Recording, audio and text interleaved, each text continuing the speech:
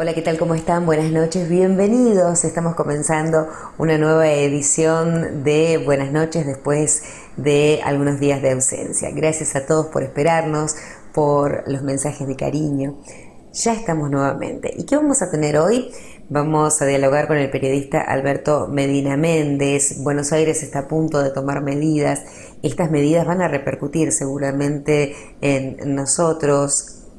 ¿Está preparada la Argentina para continuar con la cuarentena? Vamos a hablar y analizar este tema con Alberto. También con el doctor Emilio Hidalgo vamos a hablar de la nueva normalidad. ¿Qué interpretamos? ¿Qué es lo normal?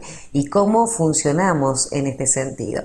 Y también vamos a compartir imágenes de lo que fue la fiesta de San Juan del año pasado. Así que si quedan con nosotros, comenzamos el programa y lo hacemos ya mismo con actualidad, como siempre.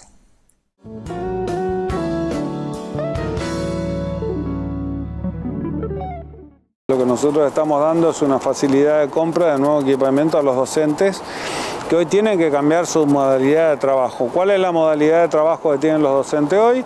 Es a través de las computadoras, de las informáticas. Hay muchos docentes o que tenían equipamientos que no eran los adecuados o que tenían mucha antigüedad o que quieren adquirir un nuevo equipo. Nosotros le estamos dando a través del Banco Provincia de Corrientes un crédito de 50.000 pesos que a tasa cero, de manera que lo puedan ir pagando con el transcurso del tiempo en 24 meses. Es una línea de crédito que hoy no existe en el mercado y que nosotros hoy le estamos dando esa posibilidad. La provincia se hace cargo de todo lo que sean intereses y estamos renovando todo el equipamiento, que en este caso es didáctico, técnico, para que el docente pueda continuar dando clase a nuestros alumnos. Hasta un tope en esta primera etapa de 100 millones de pesos otorgado por el banco. ¿Eso puede disparar los precios de las computadoras, de los insumos informáticos en general? No, estamos hablando de computadoras, no insumos. Estamos hablando solamente de computadoras de hardware. Y eso lo que va a hacer es, si nosotros no tenemos las precauciones del caso, que puede llegar a disparar el precio. Si todos los docentes se van a un solo lugar, puede llegar a disparar el precio. Pero tenemos que ser racionales, tenemos que poner a disposición un buen equipamiento a nuestros docentes. Sabemos que esto es para la educación de todos y vamos a tener un equipo de asesores donde vamos a estar teniendo precios sugeridos, ¿no? Para que evitar que nosotros tengamos en estos trucos. Sabemos que hay muchos numeritos, muchas letras y que uno no tiene con qué comparar. Así que vamos a estar mirando. Ayúdense con la computadora y vamos a tener asesores especializados en el tema. ¿Algo similar a los alumnos? No, en este caso los alumnos no tienen sueldo de la provincia, sino que reciben educación, por lo tanto no son clientes del Banco Provincia de Corrientes, por lo tanto es impensado poder hacerlo porque estamos hablando de un crédito que tienen que pasar a los docentes. Estamos hablando de equipamiento para que los docentes puedan remitir la tarea a cada uno de los alumnos. Ellos están devolviendo su crédito y nosotros le estamos facilitando el crédito. ¿Será obligatoria la compra en Corrientes? No, no es obligatorio, es para la persona que lo solicite, que tiene equipamiento porque compró de antes, lo tiene, pero es una posibilidad y es un primer paso. Después estamos viendo qué otras alternativas pueden haber.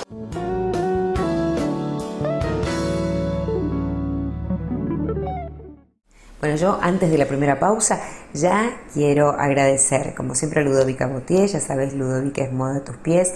Muchísimas gracias a Brisa Spa Urbano, como siempre, con todos los detalles, con el cuidado, con toda la responsabilidad, porque cuando vos vas a Brisa estás segura, se toman todas las medidas de bioseguridad para cuidarte y cuidarnos entre todos. Muchas gracias a Decolores Accesorios de Flavia Consorti. Sigue trabajando a pleno, está realizando unos tapabocas de diseño que son impresionantes, así que muchísimas gracias a Flavia por estar siempre con nosotros. Muchas gracias también a el Banco de Corrientes, que con su tarjeta Aurus Visa y con su plataforma online hoy más que nunca te facilitan la vida. Y gracias a ustedes por estar siempre, siempre con nosotros. Vamos al encuentro de la pausa y al regreso ya estoy dialogando con Alberto Medina Méndez. No te lo pierdas.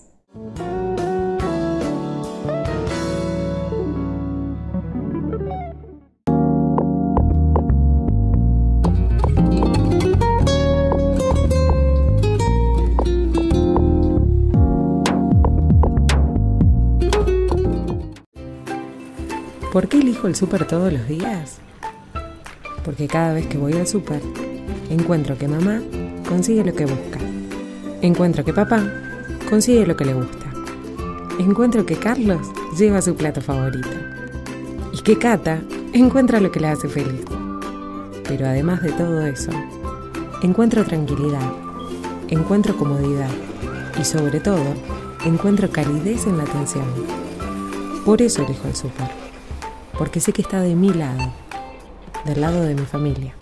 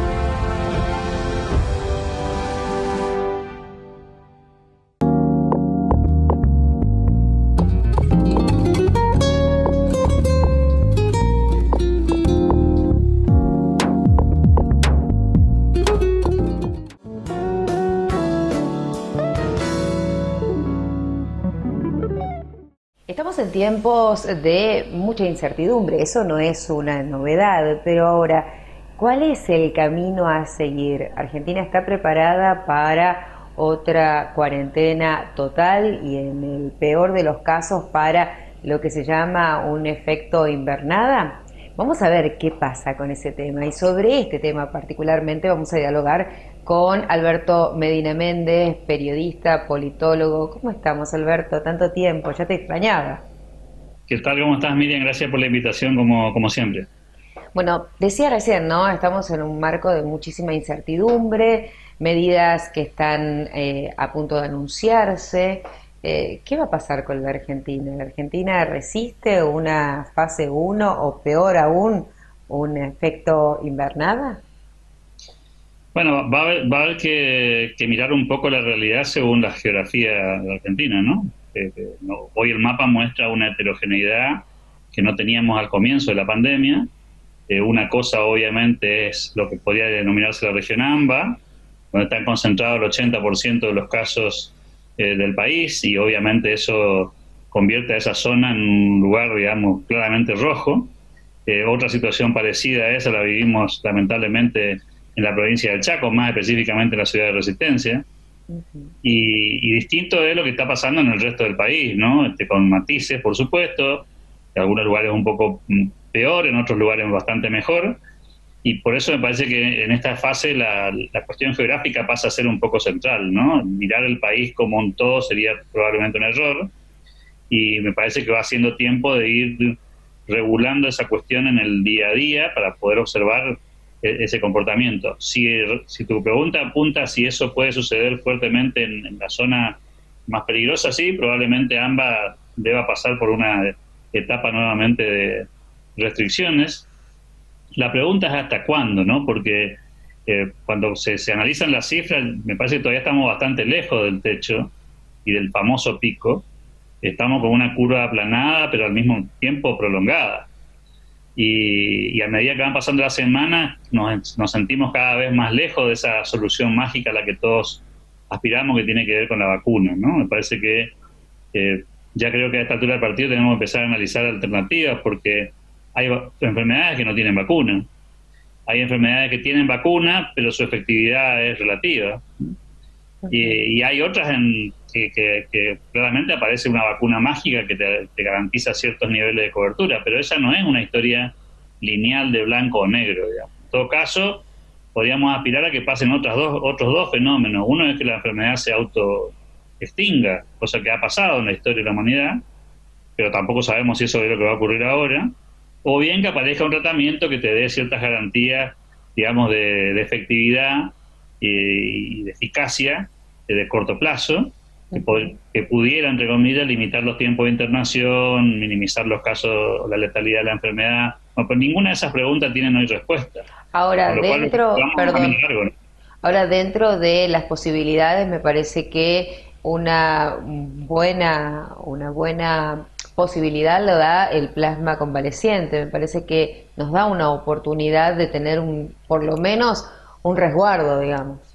Sí, por eso digo, a medida que van apareciendo tratamientos, lo que pasa es que todavía en la comunidad médica, por lo menos a nivel global, no hay nada definitivo. Es decir, la mayoría de los estudios que estudian estas cuestiones de forma randómica y mirando casi al azar, no son tan definitivos, y las conclusiones tampoco son tan contundentes.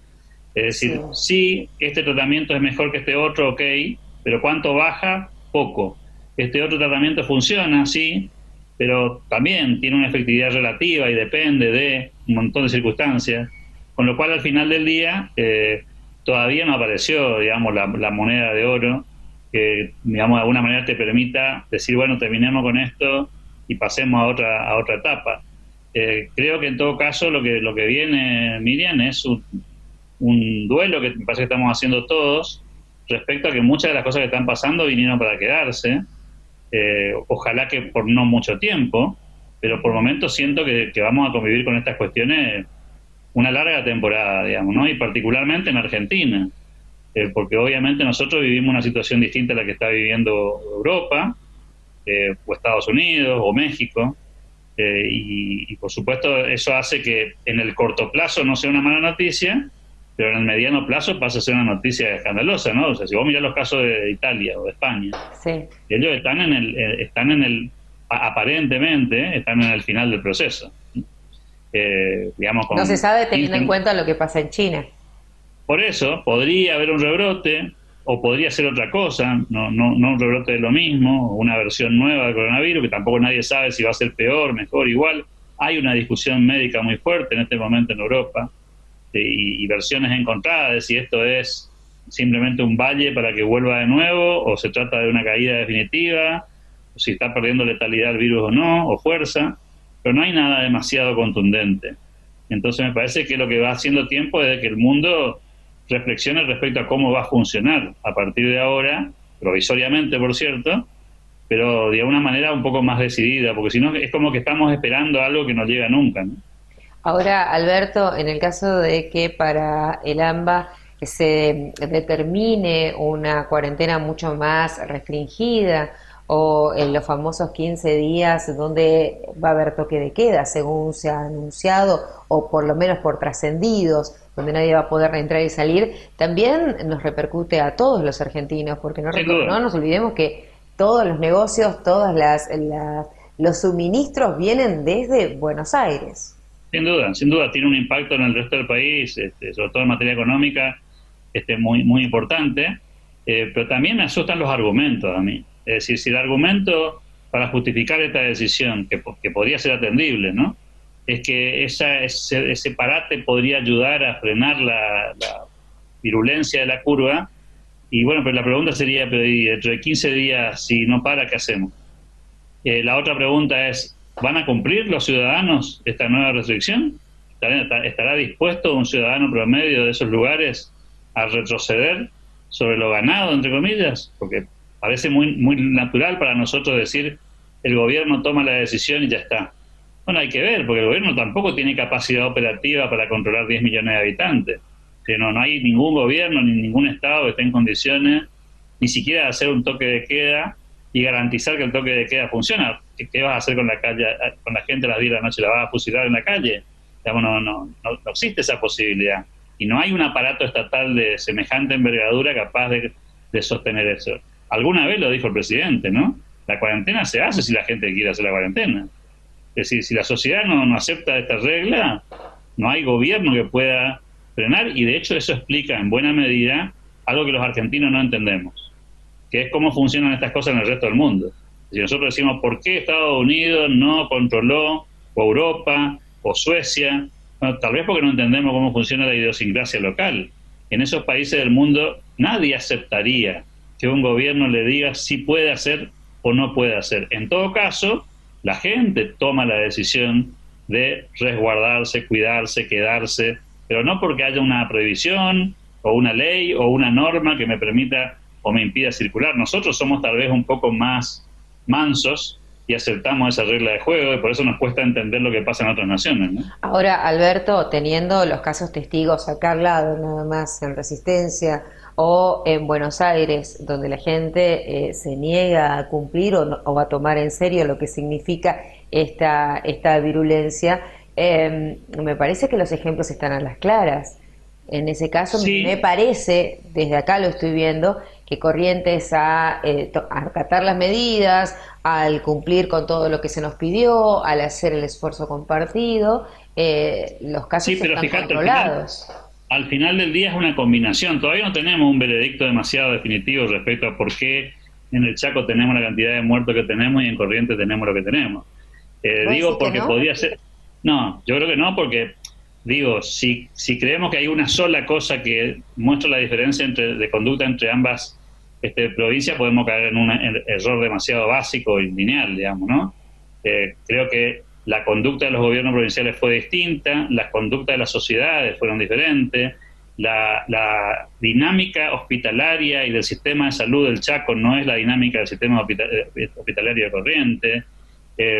Obviamente hubo cuestiones políticas metidas en el medio, es decir, hubieron un montón de razones que explican, y no una sola, digo, ¿no? O sea, para no caer en la trampa de decir, los correntinos cumplieron, los chaqueños no cumplieron. Me parece que es una simplificación. Me parece que cuando vos mirás la lista de los fallecidos, particularmente, y la lista de los contagiados, vas a encontrar algunos patrones de conducta que no tienen necesariamente que ver con eso, digamos, sino que tienen otra explicación, ¿no?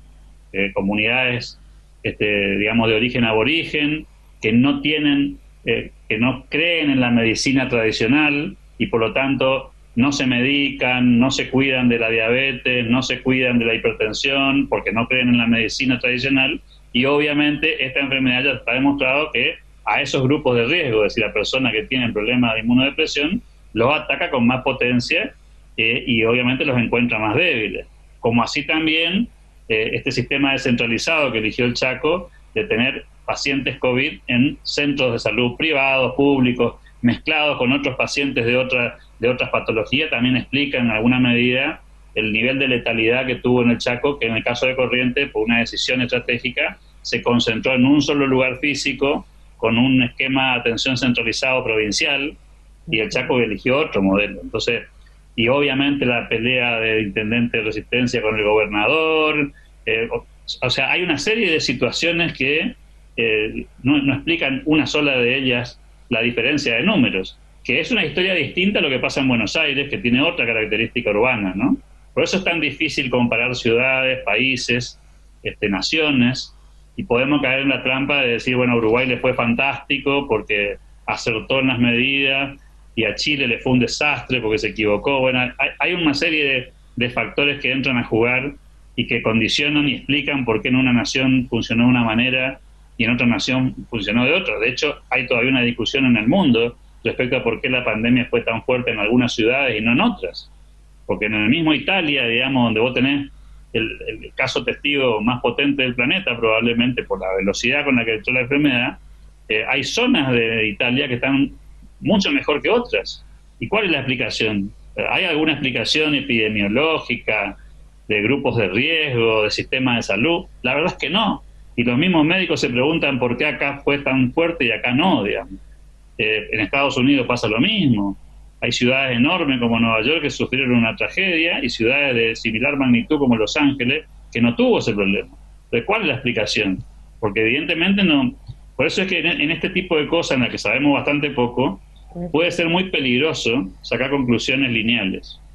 Ahora, Alberto, doña Rosa, hablando con doña Rosa, porque me tocó hablar con distintas personas sobre este tema, todos coinciden, o sea, o nos cuidamos y nos respetamos y tratamos de hacer todo lo humanamente posible que nos compete a cada uno de nosotros para cuidarnos y cuidar al otro. Y esta fórmula no sé si tendrá que ver con política, no sé si tendrá que ver con política internacional o medidas... Probablemente no, probablemente tenga que ver con los cuidados que cada uno de nosotros tenemos y también, hay que decirlo con todas las letras, con alguna cuota de suerte, digamos, ¿no? Evidentemente también ha habido en esto alguna cuota de suerte. El Chaco empezó con su caso cero, con una mujer que vino de España y que es médica del Hospital Ferrando. Es decir, no es lo mismo arrancar, y arrancó 3 o 4 semanas antes que Corrientes. Entonces, obviamente, están 3 o 4 semanas adelantados con una médica, cuando nadie tenía ningún tipo de cuidado, no había barbijo, no había cuarentena, no había absolutamente nada. De hecho, yo recuerdo haber estado en esa semana en la ciudad de Resistencia, esa semana que se declaró la situación, y no había ningún tipo de cuidado en ningún lado, digamos, ¿no? O sea, y nosotros todavía no teníamos ningún caso aquí. Entonces, obviamente que hay ahí una dosis de suerte, porque yo tampoco veo en la ciudad de Corrientes gente que se esté cuidando también, y entonces podemos caer en la trampa de decir los correntinos nos estamos cuidando y los chaqueños nos están cuidando. Yo he visto conductas en el centro y fuera del centro de la ciudad de Corrientes absolutamente desaprensivas, digamos, absolutamente imprudentes, extremadamente peligrosas. Pero claro, sin circulación viral en la ciudad de Corrientes vos podés cometer errores y los errores no los pagás caros. Pero fíjate lo que nos pasó hace algunos días atrás nomás con un funcionario del Chaco que te cruza la frontera. Ahora, no es el único que cruza la frontera, ni tampoco no hay ningún correntino que no haya cruzado Resistencia por las mismas razones hace algunas semanas atrás. Pero claro, en Resistencia hay una circulación viral que en Corrientes no hay. Entonces, al final del día, no se trata de conductas nomás, sino de una serie de factores que me parece que influyen. Yo coincido con vos, el mensaje sigue siendo cuidado ciudadano, cuidado individual, esto depende de nosotros, ¿sí? Básicamente depende de nosotros. Digo, para no caer en la trampa de creer que a nosotros nos van a defender otros, ¿sí? No, nos defendemos cada uno de nosotros. Exactamente, ¿sí? Cuidándonos, o sea, y respetando al otro y respetándonos a nosotros mismos. No nos defiende la cuarentena, no nos defienden las leyes, no nos defienden las normas. En todo caso, los gobiernos lo que hacen es administrar mejor o peor el sistema de salud, y hacerlo con más o menos inteligencia y cuidar más o menos la circulación con las herramientas que tienen. Pero al final del día, digamos, el proceso termina dependiendo de cada uno de nosotros. Digo, para no caer en la trampa, insisto, de patearle el problema a los gobiernos y hacer de cuenta que nosotros no tenemos nada que ver. No, como si esa realmente la responsabilidad está... No. Me parece que no podemos caer en eso. Por eso, pero claramente la responsabilidad está en cada uno de nosotros. En la medida que hagamos las cosas relativamente bien tendremos menos riesgo, y también, hay que decirlo, tiene que ver con los grupos de riesgo, ¿no? O sea, hay que ver si los grupos de riesgo cómo se están comportando en cada lugar, y por supuesto que algunos empezaron más tarde, otros más temprano, algunos hicieron mejor las cosas, otros no. Pero a ver, Salada no hizo las cosas peor que Bellavista, digamos, ¿sí? Es simplemente que tuvieron la mala suerte de que una persona que hizo mal las cosas arrancara una secuencia, que así funciona la enfermedad, ¿no? Sí. Entonces yo no sería tan categórico de decir los saladeños se portan mal y los bellavistenses se portan bien. Ahora, el costo social que representa el hecho de exponer a la persona que comete el error, me parece que hace también de resguardo para el resto, ¿no? A nadie le gustaría pasar por lo que están pasando las personas que están sindicadas como irresponsables. Así es. Además hay encuestas en esto, Miriam, que muestran lamentablemente, ¿no? Que en Argentina al menos la mayoría, casi la mitad de las personas en realidad, no la mayoría, cree que no tiene posibilidades de encontrarse con el virus. ¿En serio? Sí. Cree que no le va a tocar ni a él ni a ningún familiar, y los argumentos que esboza la gente en las encuestas son un poco débiles, pero es lo que piensa la gente, ¿no? Como por ejemplo, yo me cuido, yo hago bien las cosas, no salgo mucho. Bueno, la verdad que ninguna de esas cosas explica, eso minimiza la posibilidad del contagio, pero entre minimizar y convertirlo en inexistente hay una distancia fabulosa, digamos, ¿no? Y eso me parece que sí es una alerta, porque si hay personas que piensan que no les va a tocar por una cuestión divina, bueno, de hecho hay gente que porque es muy creyente dice yo cuento con la protección de Dios, y entonces como tiene la protección de Dios no tiene la protección del barbijo, ni la protección de lavarse las manos, ni la protección de nada, y de eso también hay, ¿sí? Sí, lamentablemente. Eso hay que tomarlo con muchas pinzas, porque hay por supuesto, por eso digo que y la otra cuestión, que la mayoría del mundo lo sabe, es que más tarde o más temprano, si no aparece la vacuna y nada hace pensar que aparezca muy rápido, vamos a encontrarnos con la enfermedad. Es decir, de una u otra manera nos vamos a cruzar con la enfermedad. También habrá que decir que el 85% de la gente la va a cursar a la enfermedad como la cursaría a otras enfermedades parecidas, digamos. Como la gripe.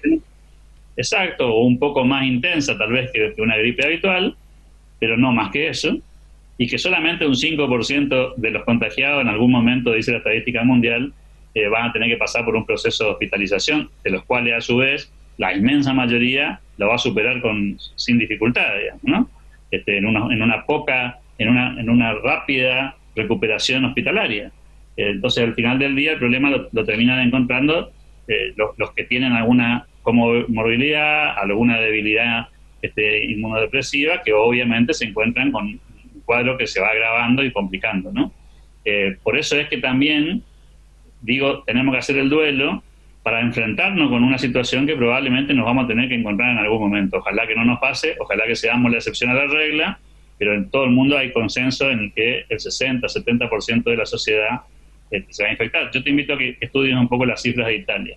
Italia tiene 235.000 infectados. Dicen los especialistas que la forma correcta de calcular es 1.000 infectados, aunque no hayan sido detectados, por cada muerto. Eso significa que en Italia, que tenés 33.000 muertos, deberías tener 33 millones de infectados.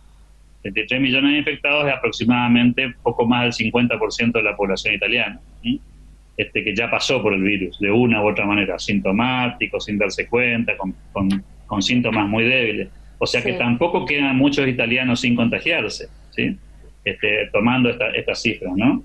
Sobre todo teniendo en cuenta que los epidemiólogos dicen que el 60 o 70% de la comunidad se va a infectar, el resto nunca se va a infectar, porque tiene un sistema de defensa mejor, más alto, porque no tiene el virus no llega con la fuerza suficiente para poder comprometerlo.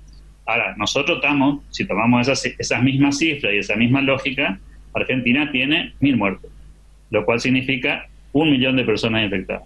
Si tenemos 1 millón de personas infectadas y tenemos 45 millones de habitantes, tenemos para rato, digamos, ¿sí? Y aquí viene un poco para mí el gran dilema de este momento. Es cómo hacemos para seguir este ritmo, entre comillas, pero no podemos esperar 40 meses, ¿sí? Ni podemos esperar 40 cuarentenas, ¿sí? No estamos en condiciones de soportar 5 años de esta modalidad, digamos. No sé si me seguís.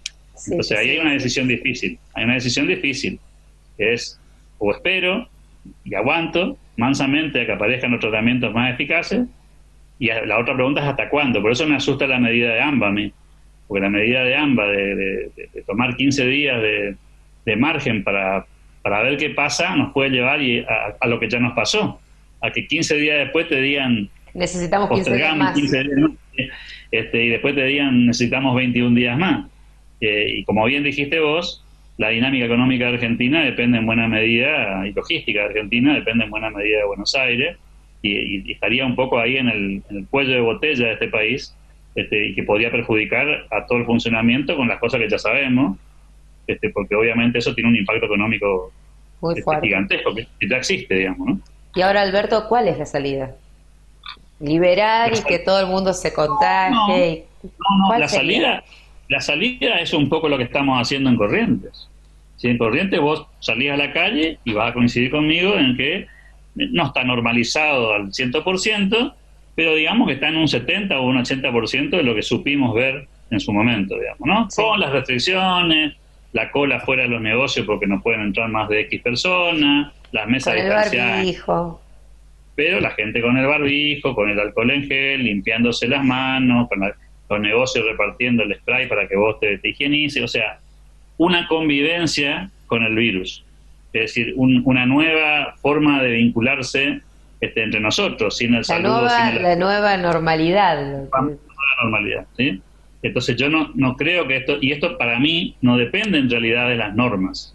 Me parece que depende de un nuevo hábito que hay, porque en realidad tampoco existe poder de policía para que vos te paren en la puerta de cada negocio a ver si cada negocio está haciendo. No, es la gente la que está haciendo el control y el autocontrol, digamos, exigiéndole al comerciante mayores prevenciones cuando le parece que se relaja, o al revés, o el comerciante diciéndole a sus clientes, acá no entra si no tiene barbijo puesto, lávese las manos antes de entrar, lávese las manos al salir, vos te va a un cajero automático hoy en Corriente y te va a encontrar con el sistema armado para que vos cuando entrás y salís te limpie la mano. Hace 20 días atrás eso no estaba, ¿sí? O sea, vamos evolucionando a esa nueva forma que, insisto, ya no depende de las normas. Empezó a depender de un código de convivencia implícito en nosotros, y creo que a eso vamos, ¿no? Vamos a ese modelo en el que vos estás trabajando, Miriam, o sea, en el que cada uno de nosotros tiene que generar y producir y seguir siendo útil a la sociedad para poder ganarse el pan de todos los días, porque el otro formato es inviable. Entonces la pregunta es, Buenos Aires, ¿soportará quedarse encerrada y no producir otros 15 días después de estos 90? Es decir, lo veo difícil, y ahí es donde, si no hay consenso de la sociedad, no de los gobiernos, va a ser muy complejo que esto tenga resultados. Y después veremos cómo el sistema hospitalario aguanta o no, digamos, que es otra historia. Esa es otra historia y realmente que va a dar mucha tela para cortar. Ahora, Corrientes en esta fase 5, con muchas más libertades, con permisos para salir a pescar, con un turismo interno que está incipiente y con empresarios que están desesperados porque esto comience. ¿Cómo es el panorama? ¿Cómo lo ves vos?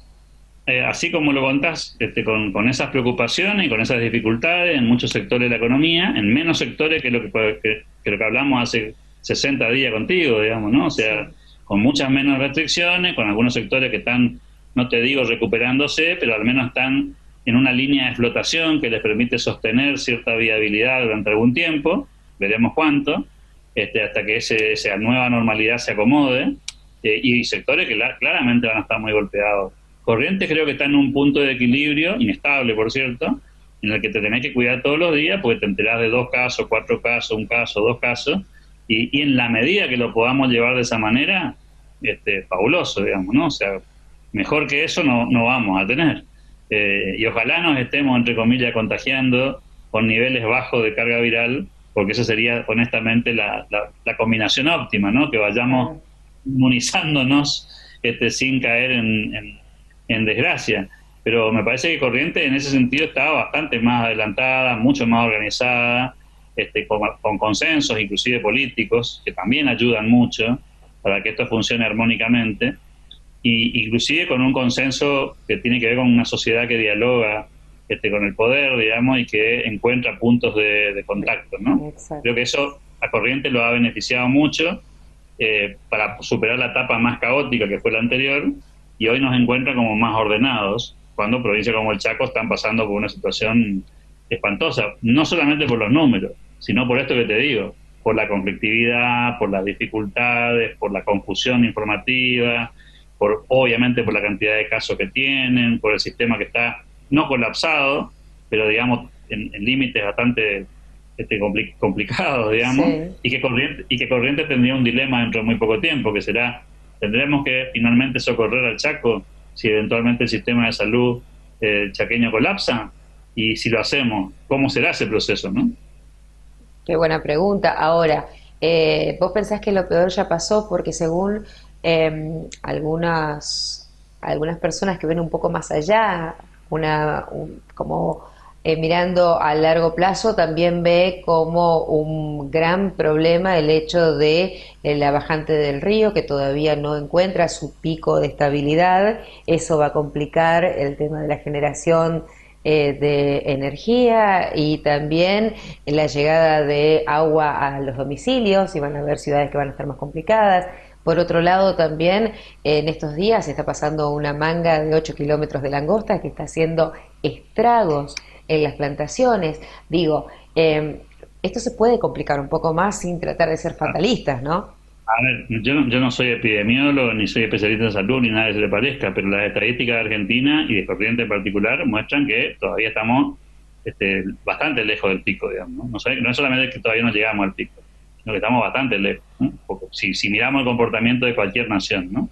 Entonces, todavía hay mucho para cortar ahí. En materia económica, la caída económica de Argentina va a ser probablemente de las peores del mundo. Vamos a estar seguramente en ese ranking de economías más lastimadas, por un montón de razones, porque, digamos, haciendo un poco la analogía con la salud de la gente, nosotros veníamos inmunodeprimidos, digamos, ¿no? O sea, claro, nosotros veníamos muy bloqueados. Sí, y esa conversación la tuvimos varias veces nosotros. Claro, entramos a esta crisis económica mucho más deteriorado que cualquiera de las naciones que nos rodean, ¿sí? Entonces, y además agregarle las cuestiones naturales, la langosta, el río, que son cosas que en realidad pasan secuencialmente cada tanto, pero nos agarran en situaciones, entre comillas, de normalidad, ¿no? En situaciones como lo que le pasó hace algunas horas a la gente de México, ¿no? O sea, si vos tenés una tragedia, las tragedias siempre existieron, lo que pasa es que ahora se combinan esas tragedias con esta nueva tragedia.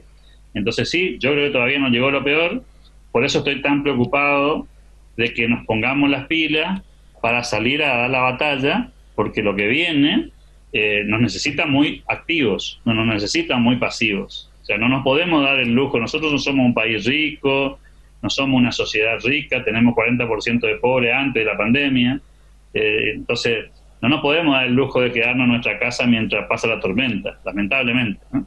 Nos toca en suerte como sociedad enfrentar la tormenta con inteligencia, con cuidado. Nadie dice de salimos a darnos besos y abrazos, sí, pero sí de que no nos podemos dar el lujo de quedarnos de brazos cruzados, porque en el camino, a vos te consta, hay negocios que no se van a volver a abrir, hay actividades productivas que se van a deteriorar tremendamente y muchas de ellas van a terminar cerrando. En el caso del turismo en Corrientes, yo creo que vamos a tener lamentablemente muchas pérdidas que asumir, lugares de vacaciones que van a quedar devastados, sin posibilidad de recuperarse. No es un problema de tiempo, es un problema de resto, digamos, de espalda. Claro. Y eso lo hace imposible evitar, Miriam. Por eso es que yo creo que la fase del duelo es clave en esto, ¿no? Asumir lo que nos pasa, aceptar lo que nos pasa, aprender lo que hemos pasado y dar vuelta a la página y con mucho dolor en el alma dar el paso siguiente y no quedarnos esperando a que mágicamente ocurra algo que a mi juicio no va a ocurrir mágicamente, ¿no? O sea, creo que tenemos que ir a buscar las soluciones lo antes posible, porque algunos tal vez vos y yo podamos, pero algunos otros no van a poder esperar mucho tiempo, ¿no? Proactividad, resiliencia, deconstrucción, me parece que son términos que están muy de la mano hoy en día y que nos exigen a todos que pensemos qué hacemos, cómo seguimos. El evadirnos no es una posibilidad. Evadirnos no es una posibilidad, ilusionarnos con cuestiones infantiles tampoco, esto no es un cuento. Creo que va siendo tiempo de dar vuelta a la página, algunos lo están haciendo claramente, pero me parece que toda la sociedad correntina necesita pensar sobre esto, reflexionar sobre esto y ponerse manos a la obra. Yo celebro que mucha gente lo esté haciendo, lo veo todos los días. Creo que el gobierno provincial en eso ha sido tremendamente propositivo, digamos, también buscando ese equilibrio, ¿sí? A pesar de las normas, inclusive siendo laxo en la aplicación de las normas para que justamente suceda esto de que nos podamos recuperar. Y en ese sentido parece que tenemos una buena combinación, pero a no dormirse, porque donde nos descuidamos, y ese es un riesgo, donde nos descuidamos nos podemos encontrar a la vuelta de la esquina con las cosas que nos pasan todos los días, ¿no? Que se cierra un edificio porque hay un caso, que se cierra un barrio porque hay un caso, que tenemos algún trabajador que cruza la vecina provincia o viene de Buenos Aires y nos complica una localidad completa, como pasó con Mocoretá o con Salada, digamos. Bueno, hay que estar como atentos, ¿no? Porque cada uno de esas situaciones muy chiquititas y puntuales se convierten en una especie de un gran problema para todos, ¿no? Alberto, como siempre, claro, conciso, concreto, un placer dialogar contigo. cerramos la nota diciendo pensemos en positivo, pero pensemos. Cuidémonos, pero hagamos algo. Hoy tenemos que generar, de alguna manera tenemos que generar. Sigamos reflexionando y gracias por el tiempo y la disposición de siempre, Miriam. Te mando un cariño gigante. Club de la Libertad a pleno. A full, con mucha actividad en las redes sociales, aprovechando la tecnología, con muchas reuniones, con muchos encuentros. Y la verdad que encontramos, sin querer casi, ¿no? La posibilidad de ampliar nuestra base de acción, aprovechando justamente que mucha gente está más dispuesta a trabajar con estos medios tecnológicos. Te consta que hace algún tiempo atrás hubiera sido imposible este tipo de vinculaciones, sí. Hoy moneda corriente, ¿no? Tal cual. Dame la dirección para que la gente pueda buscarlos y pueda enterarse de toda la gran agenda de actividades que tiene propuesta. clubdelalibertad.com es la página web donde nos pueden encontrar, www.clubdelalibertad.com, y en las redes sociales con ese nombre, con Club de la Libertad, nos van a encontrar en Facebook, en Instagram, en YouTube, en Twitter. Estamos, gracias a Dios, en todos lados, y allí van a encontrar un poco la agenda de actividades que tenemos a diario. Muchísimas gracias, Alberto. Me voy a la pausa, gracias. Me voy a la pausa, vuelvo enseguida. A la vuelta dialogamos con el doctor Emilio Hidalgo. No se lo pierda, hasta luego.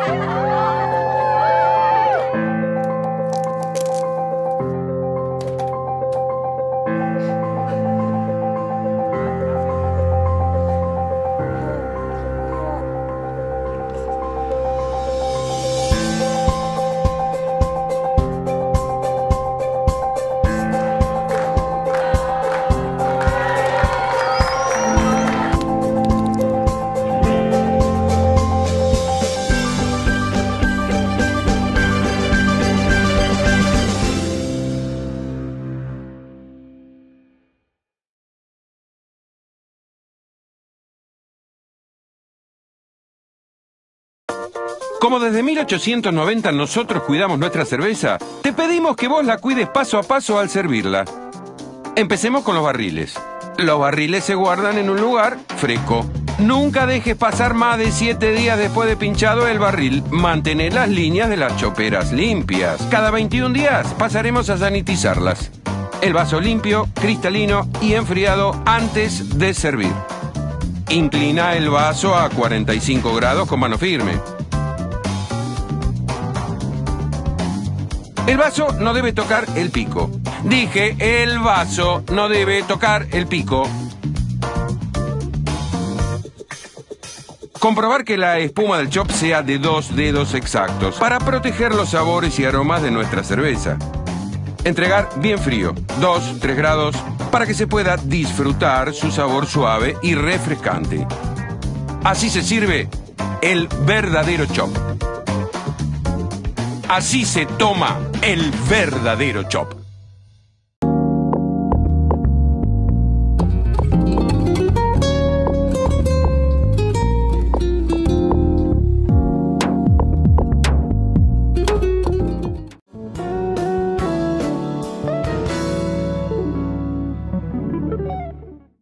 Y estamos ante esta quinta fase que propone la nueva normalidad. Ahora, ¿qué es normal? ¿Qué entendemos por normalidad y cómo nos adaptamos a esta nueva forma? ¿Esto queda para mucho tiempo? No lo sabemos. ¿Cómo podemos nosotros pasar este tiempo de la mejor manera con el menos costo posible? Sobre todo a nivel psicológico. Por eso ya vamos a estar dialogando con el doctor Emilio Hidalgo, médico psiquiatra. Doctor, ¿qué es lo normal? Hola Miriam, ¿cómo estás? ¿Cómo estás? Un placer escucharte. Igualmente. Lo normal es toda una clase entera que damos en psicología para responder a esa pregunta, ¿no? Es difícil decir qué es lo normal, pero vamos a ir rápido. Así, normal viene de la palabra norma, que significa ley. Normal sería, desde un punto de vista estadístico, lo que la mayoría de la gente hace. Significa que lo normal no necesariamente es lo más sano, lo normal es lo que más se hace. Entonces, ¿qué es lo normal? la respuesta más fácil y desde el punto de vista estadístico es lo que la mayoría de la gente hace, de acuerdo a su cultura, a su edad y al sexo, ¿no? Es esperable ese tipo de comportamiento. Y ahora, dentro de esta nueva normalidad a la cual nos tenemos que adaptar todos, es como que los esquemas que nosotros traíamos y que fuimos aprendiendo, los tenemos que desarmar, ¿no? Exacto, y ahí viene la famosa palabra deconstruir. Deconstruir, viste que es una palabra que se puso bastante de moda ahora. Sí. Deconstruir significa como revisar, desarmar, volver a armar los esquemas de cómo nos veníamos comportando hasta este momento, porque todo cambió, no podemos volver a lo mismo de antes, pero todavía no estamos acostumbrados a esta nueva realidad. Entonces hay como un desafío ahí psicológico que puede provocar angustia en algunos, en volver a adaptarme a esta nueva realidad con barbijos, con distancia social, con un montón de cosas que no puedo hacer, con los problemas económicos que surgen. Entonces todo esto exige un desafío, exige una muestra de voluntad de nuestra parte como para poder asumir este nuevo mundo, que no sabemos cuánto tiempo más va a estar ahí, de la mejor manera posible. Ahora, ¿qué lugar tiene la resiliencia? ¿Es pariente de la deconstrucción la resiliencia o no?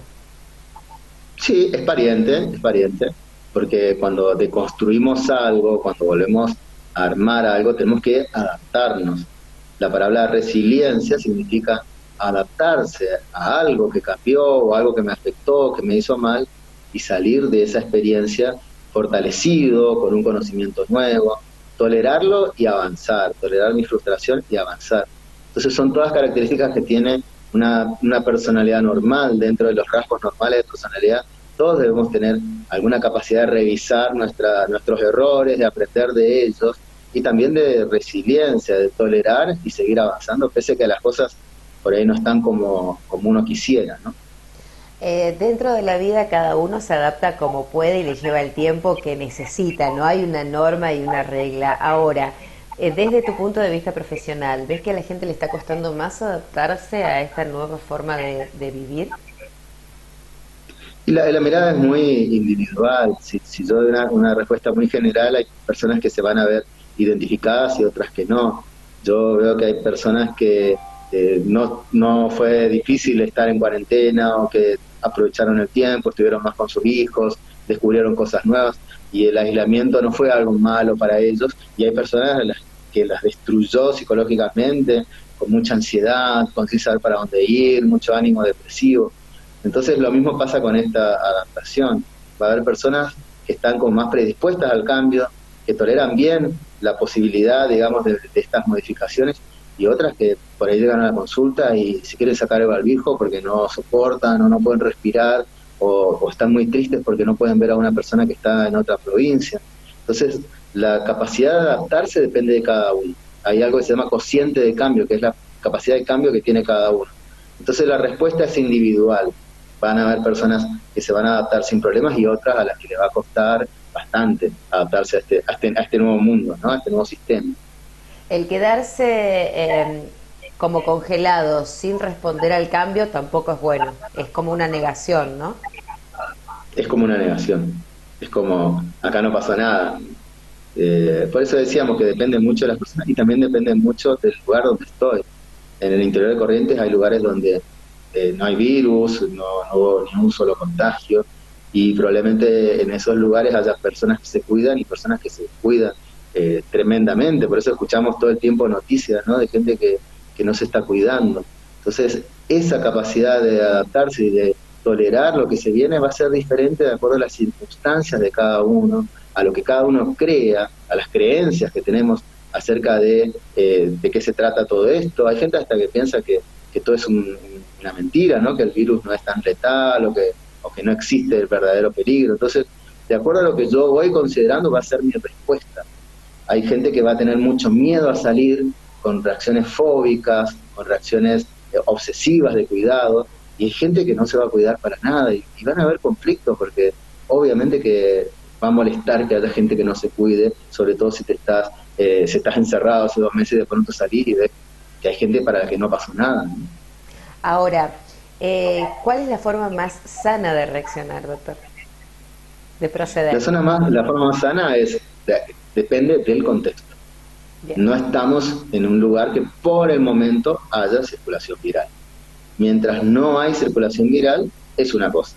Cuando nosotros nos enteramos que hay circulación comunitaria, ¿no? Cuando empiezan a contagiarse otras personas y circula el virus en la comunidad.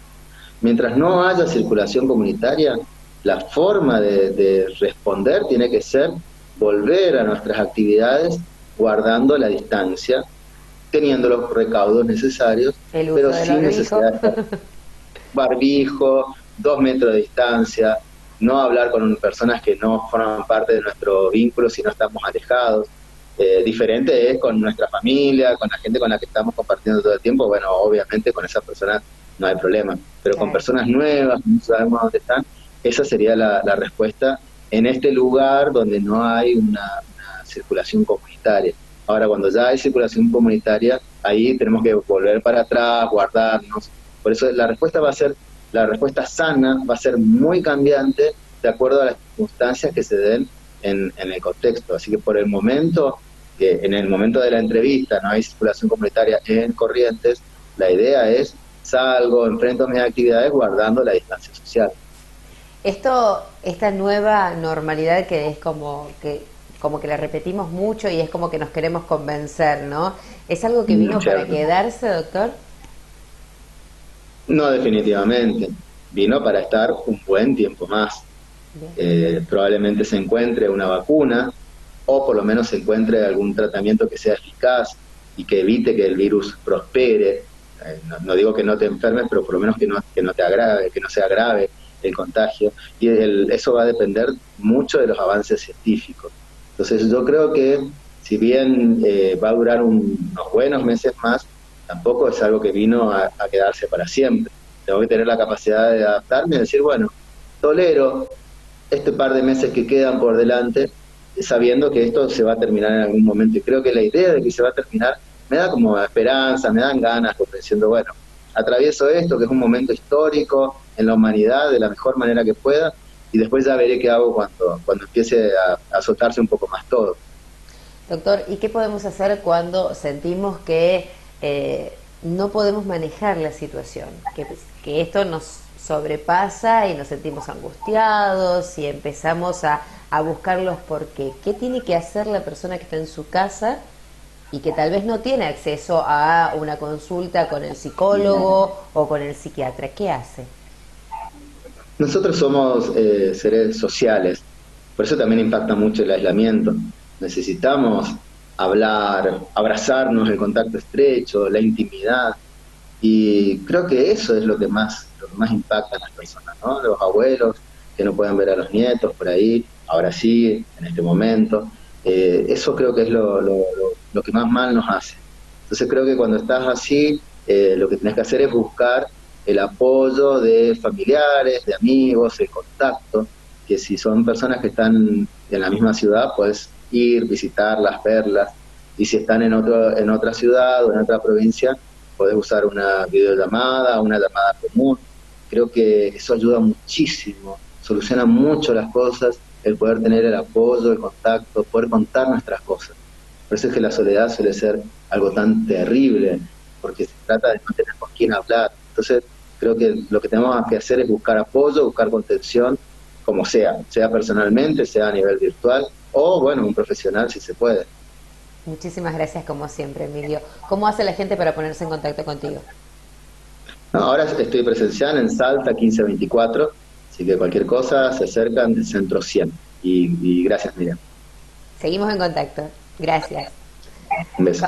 Vamos a la pausa y enseguida regresamos. No se vayan, ya volvemos.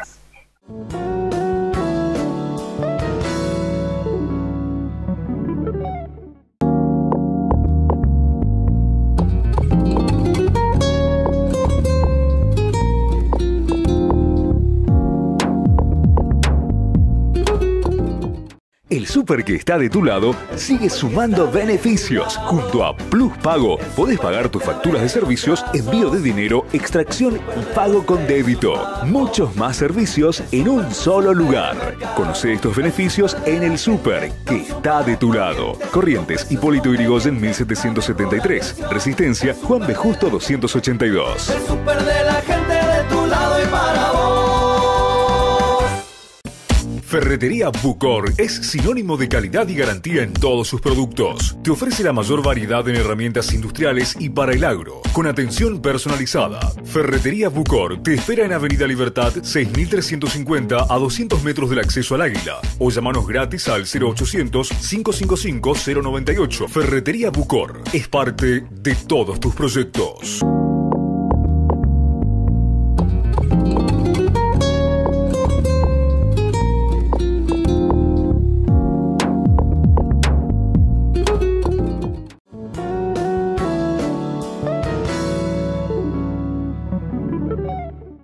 Hablamos de economía, analizamos la situación, después nos fuimos a dialogar con el doctor Emilio Hidalgo acerca desde la psicología que entendemos por normalidad, pero ahora les propongo un cambio de página total. Vamos a recordar lo que fue la fiesta de San Juan Bautista, el Camino de las Brasas, el Tataye Jazá, aquí en Corrientes el año pasado. ¿Me acompañan? Vamos a recordarlo. Doctor Gustavo Cantero, vicegobernador de la provincia, una fiesta que tiene que ver con nuestra historia, nuestras tradiciones y nuestra identidad. Desde luego que sí, el Tataye Jazá, aquí previo a lo que va a ser los festejos por un aniversario más de San Juan Bautista, patrono de la ciudad de Corrientes, no solamente de estos barrios, del barrio Aldana, del Vallado Norte, del Chichero, sino de toda la ciudad. Bueno, toda la familia se ha sumado, está prácticamente desbordado acá el patio de la parroquia y esto habla de la convocatoria que están haciendo justamente en víspera de esta fiesta. Dicen esta fiesta que tiene que ver con nuestra tradición. Sí, una de las fiestas más lindas de la ciudad, por supuesto, patrono jurado San Juan Bautista. Me tocó como concejal presentar el proyecto que en su momento se aprobó. Así que bueno, pero además soy vecino del barrio, así que me gusta mucho estar en esta comunidad. Esta fiesta de San Juan representa como pocas las tradiciones más arraigadas en el correntino, así que uno puede apreciar la cantidad de gente que ha venido de tantos lugares. Y bueno, San Juan Bautista es un santo muy popular, si se quiere. Así que contento de participar con la gente y estar compartiendo esta fiesta. Bueno, no sé, me gustaría quemar la intolerancia, me gustaría quemar la corrupción, todo aquello que nos hace mal como país, los desencuentros. Así que ojalá que se pueda quemar todo eso y nos permita a los correntinos y a los argentinos encontrarnos para poder avanzar con todo lo que necesitamos. Así que ojalá que eso también sea parte de esta fiesta. Nos juntamos todas las familias el día de sábado para que chicos y papá y mamá pudieran armar los muñecos que se quemaron en estas fiestas. ¿Qué simbolizan estos muñecos? La quema de los muñecos significa que el hombre viejo desaparece, se quema para dar lugar al hombre nuevo. Es el hombre nuevo que San Juan Bautista pedía que nos convirtáramos para recibir al Salvador, a Jesús. Entonces, una semana antes con los chicos trabajamos este encuentro, este mensaje de San Juan Bautista, y una semana después, con una colaboración espectacular de papá, mamá, chicos, estuvimos 2 horas trabajando, armando los muñecos, y cada uno iba metiendo en el muñeco lo que quería que se quemara para lograr la unión de la familia, para mejorar, para crecer. Fue una experiencia muy interesante, la primera vez que lo hacíamos, en esta idea de buscar nuevas maneras de evangelizarnos dentro de lo que significa la familia.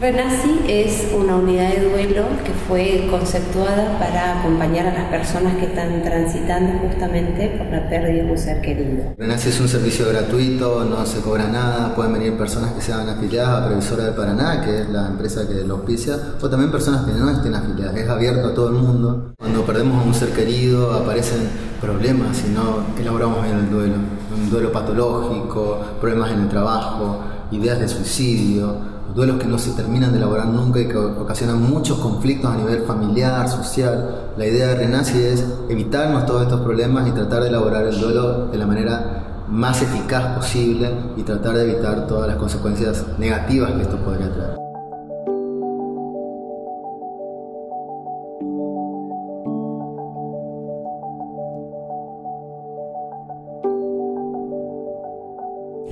invitamos a las personas que hayan pasado por esta situación, sea reciente o que date de tiempo atrás, que se acerquen y nos consulten, así nosotros podemos darle el soporte necesario para que ellos puedan tener un duelo saludable.